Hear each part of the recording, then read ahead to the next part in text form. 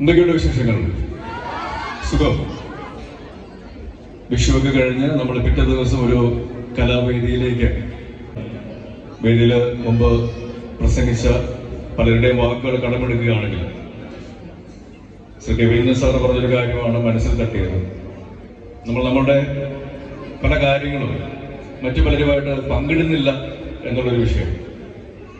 സന്തോഷമാണെങ്കിലും സങ്കടമാണെങ്കിലും ബുദ്ധിമുട്ടുകളാണെങ്കിലും അത് മറ്റുള്ളവരുമായിട്ട് പങ്കിടുമ്പോഴാണ് സന്തോഷമാണെങ്കിൽ ഇരട്ടിക്കുകയും സന്തോഷമാണെങ്കിൽ അത് പകുതിയാവുകയും ബുദ്ധിമുട്ടുകളാണെങ്കിൽ അത് പരിഹരിക്കപ്പെടുകയും ചെയ്യുന്നു. അപ്പോൾ ആ രീതിയിൽ നമ്മളെല്ലാവരും ഓപ്പൺ അപ്പ് ചെയ്യണം, മനസ്സ് തുറക്കണം, മനസ്സ് പങ്കിടണം. അതിന് ഈ കലാവേദി കലാസംഗമങ്ങളും ഒരവസരമായിട്ട് നമ്മൾ കാണണം. നമ്മൾ കലാലയങ്ങൾ പഠിക്കുമ്പോൾ കല എന്നുള്ള വാക്കാണ് ഏറ്റവും ആദ്യം വരുന്നത്. കലയുടെ ആലയങ്ങളാണ്. അതേപോലെ തന്നെ കലാരൂപങ്ങളും മനുഷ്യനെ മനുഷ്യനാക്കി മാറ്റുന്നതിന് ഒരു വലിയ പ്രാധാന്യം നമ്മുടെ ജീവിതത്തിലേക്ക് വഹിക്കുന്നുണ്ട്. അപ്പൊ നമ്മുടെ ലോകം തന്നെ പല ബുദ്ധിമുട്ടുകളിലൂടെ കടന്നു പോകുമ്പോൾ, വളരെ സംഘർഷഭരിതമായ അവസ്ഥകളിലൂടെ കടന്നു പോകുമ്പോഴും കലാരൂപങ്ങളും സാഹിത്യവും ഒക്കെയാണ് മനുഷ്യനെ ഒന്നിപ്പിക്കുന്നത്.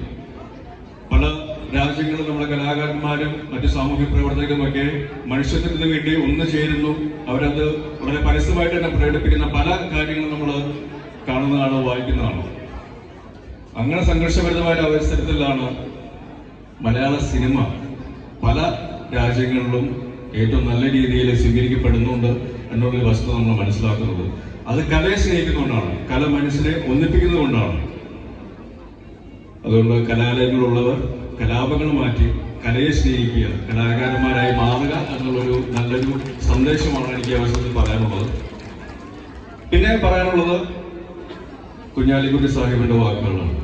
അദ്ദേഹം പറഞ്ഞു കഴിഞ്ഞ 10-20 ദിവസങ്ങളായിട്ട് അദ്ദേഹത്തിന്റെ വിഭാഗത്തിൽപ്പെട്ട ആളുകൾ നന്നായിട്ട് അഭിനയിക്കുന്നുണ്ട്, ആക്ട് ചെയ്യുന്നുണ്ട് എന്നുള്ളത്.